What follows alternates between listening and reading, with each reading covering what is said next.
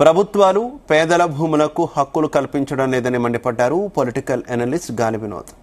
ఆనాడు నిరుపేద సంచార జాతులు ఆర్థిక అభివృద్ధికి ఇందిరాగాంధీ 24 లక్షల ఎకరాల భూమి కేటాయించారని గుర్తు చేశారు. తెలంగాణ రాష్ట్రం ఏర్పడ్డాక కేసీఆర్ ప్రభుత్వం అసైన్ భూములపై యాజమాన్య హక్కులను కల్పిస్తామని హామీ ఇచ్చిన అమలు చేయలేదన్నారు. రేవంత్ రెడ్డి ప్రభుత్వం ఏర్పడి సంవత్సరంన్నర కాలం గడిచిన అసైన్ భూముల విషయంలో ఎలాంటి ప్రకటన లేదని ఆగ్రహం వ్యక్తం చేశారు గాలి వినోద్. అసైన్ భూములకు యాజమాన్య హక్కులు కల్పించాలి.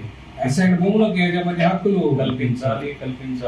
అసైన్ భూములకు యాజమాన్య అది తెలంగాణ అసైన్ భూమి యజమానుల సంక్షేమ సంఘం కానీ దక్షిణాది జాయింట్ యాక్షన్ కమిటీ కానీ అనేక పోరాటాల రూపంలో రౌండ్ టేబుల్స్ పెట్టాము, మహాధరణ పెట్టాము. లాస్ట్ మంత్ ఇదే నెల ఏప్రిల్ 19వ తారీఖున మహాధరణ కార్యక్రమాన్ని ఇందిరాబాద్ దగ్గర పెద్ద ఎత్తున నిర్వహించాం.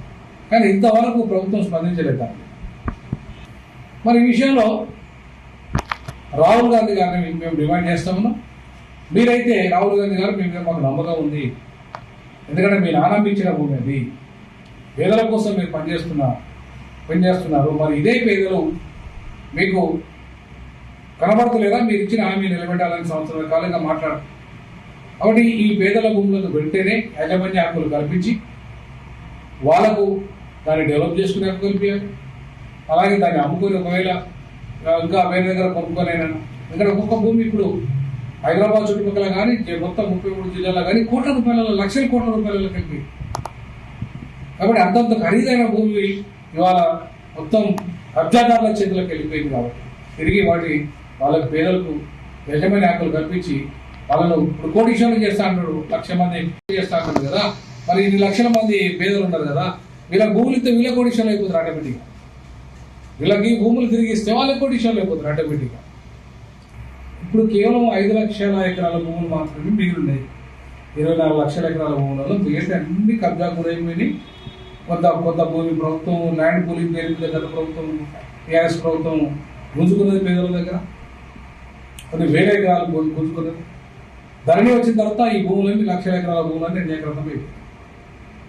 మరి అన్నిటి మీద రేవంత్ రెడ్డి గారు కమిషన్ చేసిండు, కాళేశ్వరం మీద కమిషన్ వేసాడు. పేదలకు సంబంధించి ఎందుకు జ్యుడిషియల్ కమిషన్ వేయలేదు అంటే ఈ రెడ్లు, ఈ భూస్వాములు, ఈ దొరలు ఈ భూమిని ఆక్రమించారు కాబట్టేనా? అందుకే వేయలేదు. మరి నిజంగా చిత్తశుద్ధి ఉంటే ఇందిరమ్మ రాజ్యం తెస్తా అంటున్నారు రేవంత్ రెడ్డి, ఇందిరమ్మ రాజ్యం తెస్తా అన్న రాహుల్ గాంధీ గారు ఇందిరమ్మ ఇచ్చిన భూములను గుంజుకున్న వాళ్ళ దగ్గరికి వెళ్ళి తిరిగి భూములు ఎందుకు ఇస్తలేరు? వాటికి యాజమాన్య హక్కులు ఎందుకు కల్పిస్తలేరు? మీరే కదా డిక్లరేషన్ ఇచ్చారు. యాజమాన్య హక్కులు కల్పించాలి, అసైన్ భూములకు యాజమాన్య హక్కులు కల్పించాలి. రాహుల్ గాంధీ వెంటనే అమలు చేయాలి. రాహుల్ గాంధీ రేవంత్ రెడ్డి వెంటనే అమలు చేయాలి. రాహుల్ గాంధీ రేవంత్ రెడ్డి వెంటనే అమలు చేయాలి.